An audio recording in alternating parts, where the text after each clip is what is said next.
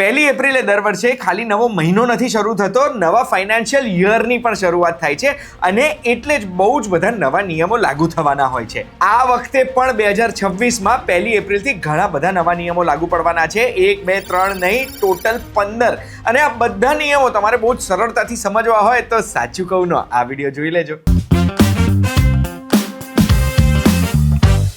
યો વોચિંગ સાચું કહું, મારું નામ છે ગુંજ ઠક્કર.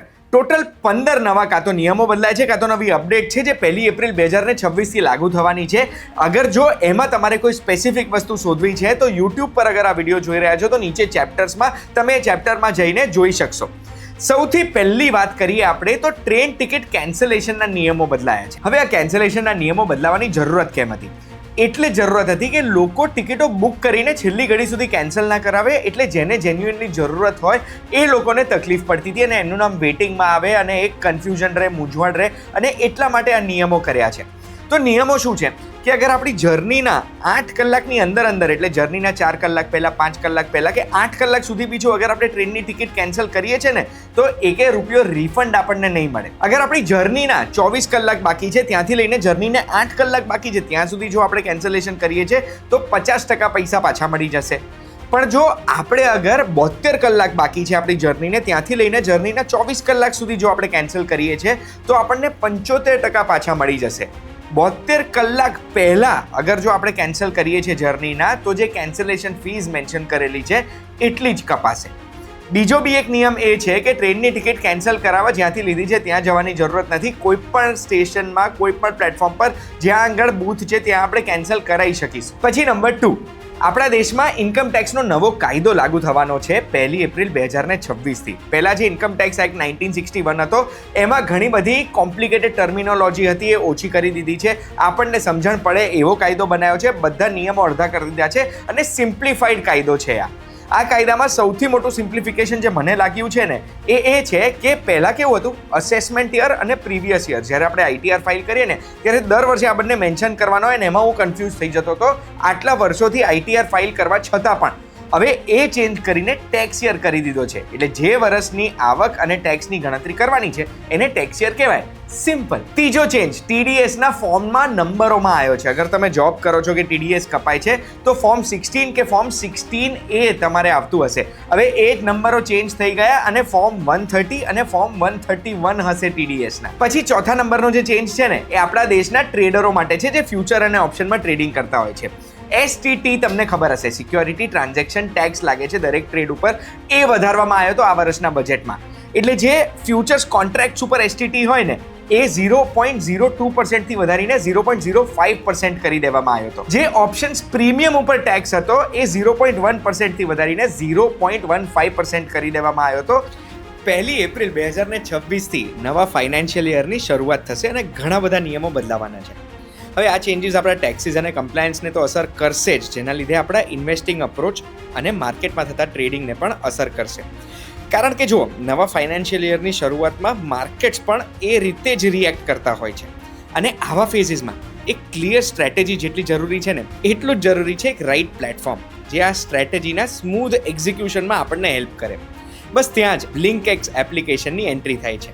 BlinkXની ડિઝાઇન ટ્રેડિંગ અને ઇન્વેસ્ટિંગને સિમ્પલ, એફિશિયન્ટ અને કોસ્ટ ઇફેક્ટિવ બનાવે છે.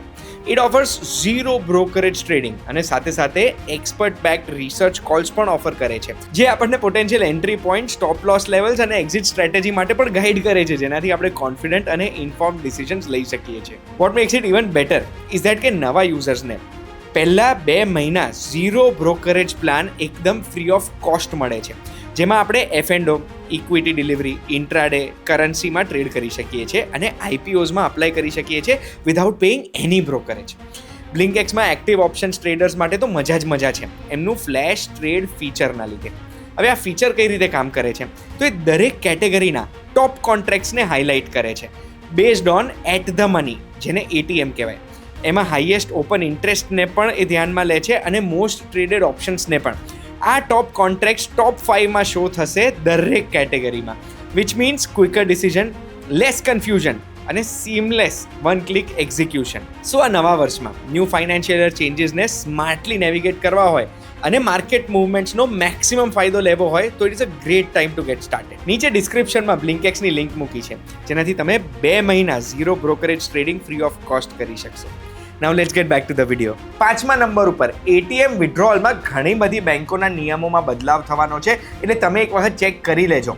પંજાબ નેશનલ બેંકમાં સ્પેસિફિક કાર્ડ્સ છે, એમાં તો એટીએમના વિડ્રોલની લિમિટમાં બી ઘટાડો થયો છે, એટલે એ લિમિટ પહેલાં જે પર ડે ઘણા બધા કાર્ડ્સમાં 1 લાખ રૂપિયા સુધી આપણે એટીએમથી વિડ્રો કરી શકવાની હતી, એ ઘટાડીને 50,000 કરી દીધી છે. 6ઠા નંબર ઉપર આવે છે સોવરન ગોલ્ડ બોન્ડ્સના નિયમોમાં ચેન્જ. સોવરન ગોલ્ડ બોન્ડ્સ અગર તમને ખબર હોય તો એ બંધ થઈ ગયા છે. હવે આપણે એમાં ઇન્વેસ્ટ નથી કરી શકતા, આરબીઆઈ નવા ઇસ્યુ નથી કરતી, પણ એમાં ગોલ્ડના ભાવે બોન્ડ્સ ઇસ્યુ થતા હતા અને એમાં આપણે પૈસાનું રોકાણ થાય અને મેચ્યોરિટી ઉપર જેટલો બી કેપિટલ ગેઇન્સ થાય ને એ કેપિટલ ગેઇન ટેક્સ ફ્રી હોતો હતો, પ્લસ આપણને આમાં દર વર્ષે વ્યાજ પણ મળતું હતું 2.5%.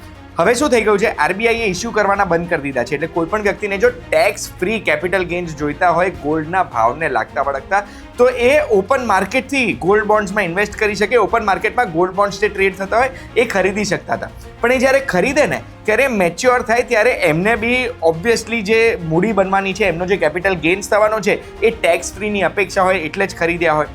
પણ 1 એપ્રિલ 2026 એટલે આ નવા બજેટમાં નિયમ લાવ્યો છે કે સોવરન ગોલ્ડ બોન્ડ્સ જો આરબીઆઈએ ઇસ્યુ નથી કર્યા ને તમને ડિરેક્ટલી અને તમે ઓપન માર્કેટથી લીધા છે, તો એવા સંજોગોમાં એના ઉપર કેપિટલ ગેઇન્સ ટેક્સ તમારે લાગશે, ટેક્સ એક્ઝેમ્પ્ટેડ નહીં હોય. 7મા નંબર ઉપર પેન કાર્ડ એપ્લિકેશન કરવામાં હવે ચેન્જ આવ્યો છે. અત્યારે આપણે જો પેન કાર્ડ લેવું હોય તો એ પેન કાર્ડ આપણે આધાર કાર્ડના આધાર ઉપર લઈ શકીએ છીએ, ખાલી આધાર કાર્ડ નંબર આપીને લઈ શકીએ. પણ 1 એપ્રિલ 2026થી આપણે પેન કાર્ડ અપ્લાય કરવું છે તો સપોર્ટિંગ ડોક્યુમેન્ટ્સ જોઈશે, જેમ કે બર્થ સર્ટિફિકેટ જોઈ શકે, સ્કૂલ લિવિંગ સર્ટિફિકેટ કે પછી 10th સ્ટાન્ડર્ડની માર્કશીટ એટલે matriculation certificate, voter ID, passport, driving licence કે પછી કોઈ મેજિસ્ટ્રેટે સહી કરેલું એફિડેવિટ પણ જરૂરત પડી શકે છે એપ્લિકેશન માટે. અને હવે એપ્લિકેશન માટે દરેક વ્યક્તિ માટે અલગ અલગ ફોર્મ હશે. ફોર્મ 93, 94, 95, 96 આ બધા અલગ અલગ ફોર્મ હશે, ને જે અપ્લાય કરી રહ્યા છે એમના માટે એ સ્પેસિફિક ફોર્મ હશે. 8મા નંબરે ટેક્સ કમ્પ્લાયન્સની વાત કરીએ. આપણા દેશમાં જો કોઈ પણ વ્યક્તિને ટેક્સનું નોટિસ આવે છે, અપીલ કરે છે, તો એમાં જે પેનલ્ટી લાગે છે ને પેનલ્ટી ઉપર ઇન્ટરેસ્ટ લાગવાનું ચાલુ થઈ જાય. આ વર્ષના બજેટમાં એવું જાહેર કર્યું હતું કે અપીલના પીરિયડમાં કોઈ પણ પેનલ્ટીની રકમ ઉપર ઇન્ટરેસ્ટ લાગશે નહીં, પછી ભલે અપીલનો આઉટકમ જે પણ હોય. 9મા નંબર ઉપર આઈટીઆર ફાઇલિંગની ડેટની ડેડલાઇન કીધેલી છે. આઈટીઆર 3 અને આઈટીઆર 4 માટે આપણા દેશના નોન ઓડિટેડ ટેક્સ પેયર્સ માટે ડેડલાઇન હવે 31મી ઓગસ્ટ કરી દેવામાં આવી છે. પછી 10મા નંબર ઉપર ડિજિટલ ટ્રાન્ઝેક્શન, યુપીઆઈ સહિતના બધા ટ્રાન્ઝેક્શનની પણ આમાં વાત કરું છું, એમાં એક નિયમમાં બદલાવ આવ્યો છે. અત્યારે આપણે યુપીઆઈમાં કેવું કરીએ છીએ કે આપણે ખાલી યુપીઆઈમાં આપણો જે પિન છે 4 ડિજિટનો કે 7 ડિજિટનો એન્ટર કરીને પછી આપણે પેમેન્ટ કરી દઈએ. હવે સેકન્ડ ફેક્ટર ઓથેન્ટિકેશન એમાં એડ કરવામાં આવશે. યુપીઆઈમાં અને ડિજિટલ ટ્રાન્ઝેક્શન્સમાં આપણા દેશમાં જે સ્કેમ થાય છે સ્કેમ રોકવા માટે રિઝર્વ બેંક ઓફ ઇન્ડિયાએ જાહેર કર્યો હતો આ નિયમ કે 1 એપ્રિલ 2026થી આ લાગુ થશે. અને એમના જે આ ડાયરેક્શન્સ હતા એ ડાયરેક્શન્સ હતા reserve bank of India authentication mechanism four digital transactions directions 2026. એમાં એવું કીધું હતું કે હવે સેકન્ડ ફેક્ટર ઓથેન્ટિકેશનની જરૂરત છે.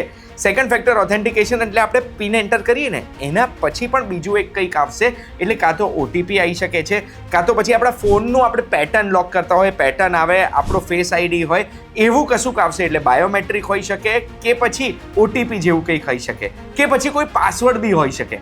સેકન્ડ ફેક્ટર ઓથેન્ટિકેશન આ રીતે થશે યુપીઆઈના પેમેન્ટ પછી. 11 નંબર ઉપર અગર જો કોઈ પણ એમ્પ્લોય છે એચઆરએના બેનિફિટ લે છે તો એમણે હવે રેન્ટ પેમેન્ટનો પ્રૂફ આપવો પડશે અને એમના જે લેન્ડલોર્ડ છે ને એમનું પણ એમને પેન ડિટેલ સબમિટ કરવી પડશે. 12મો નંબર બી એમ્પ્લોઈઝ માટે છે કે તમારી કંપની પાસેથી તમને જે ગિફ્ટ મળે છે તો એ કેટલા રૂપિયા સુધીની રકમ એક્ઝેમ્પ્ટેડ છે, તમારી ઇન્કમમાં નહીં ગણાય. તો જૂના કાયદા પ્રમાણે 5,000 હતી, જે આ વર્ષના બજેટમાં લિમિટ વધારીને 15,000 કરી દેવામાં આવી હતી. એટલે 1 એપ્રિલથી આ પણ લાગુ થાય છે કે તમારી કંપની પાસેથી 15,000 રૂપિયા સુધીની ગિફ્ટ તમને મળે છે તો એ નોન ટેક્સેબલ હશે. પછી એટીએમ વિડ્રોઅલમાં બધી બેંક્સે અલગ અલગ નિયમો જાહેર કર્યા છે, તમારી બેંક જોડે ચેક કરી દેજો. પણ મોસ્ટ કેસીસમાં 5 ફ્રી ટ્રાન્ઝેક્શન મળશે દર મહિને, એના પછી 23 રૂપિયા પ્રતિ ટ્રાન્ઝેક્શન તમારે ભરવું પડશે. અને જો ઇનસફિશિયન્ટ બેલેન્સ હશે ને, બેલેન્સ નહીં હોય અને તમે વિડ્રો કરવાનો ટ્રાય કરશો તો 25 રૂપિયા પણ લાગી શકે છે. એટલે આ તો પૈસા નથી ને એમાં પાછું 25 લાગે એટલે વધારે વાગશે. આ જાણ કરવાની જવાબદારી મારી હતી. 14 નંબર પર સેન્સિટિવ મસલો છે, એલપીજીના ભાવ 1 એપ્રિલે જાહેર થશે. ખાસા બધા ટાઈમથી ડોમેસ્ટિક એલપીજીના ભાવ તો નથી વધી રહ્યા. હવે આ વર્ષે એપ્રિલમાં શું વધશે 1 એપ્રિલે જ આપણને ખબર પડશે.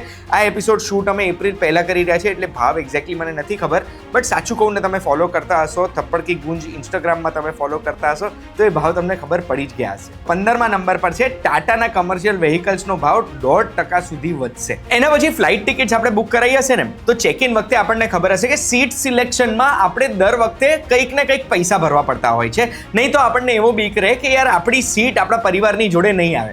મિનિસ્ટ્રી ઓફ સિવિલ એવિએશનને એના પણ નિયમો એપ્રિલ મહિનાથી બદલવાની જાણ કરી દીધી છે કે હવેથી કમ્પલસરી કોઈ પણ એરલાઇને 60% સીટ્સ ફ્રી ઓફ કોસ્ટ રાખવી પડશે. એવું નહીં કે તમે આખી ફ્લાઇટમાં ખાલી વચ્ચેની 3-4 સીટ ફ્રી રાખો, બીજા બધાના 150, 200, 500, 1000 રૂપિયા લો. એટલે 60% જેટલી સીટ્સ ફ્રી રહેશે. અને એટલું જ નહીં, PNR અગર સરખો હશે એનો મતલબ એ છે કે આખો પરિવાર કે આખા ગ્રુપે સાથે બુક કરાવ્યું હશે ને તો એમને પ્રયાસ કરવાનો કે જોડે બેસાડી શકીએ. આ વિડીયો તમને કેવો લાગ્યો કમેન્ટમાં મને જણાવજો. અને આ વિડીયો અહીંયા સુધી જોયા પછી જો તમે સબસ્ક્રાઇબ નથી કર્યું ને તો બસ પાપ લાગે. કરી લેજો સબસ્ક્રાઇબ. મસ્ત વિડીયોઝ તમારા માટે બનાવવાના છે. અમે બધા ખૂબ મહેનત કરીએ છીએ. આપણે ફરી મળીશું.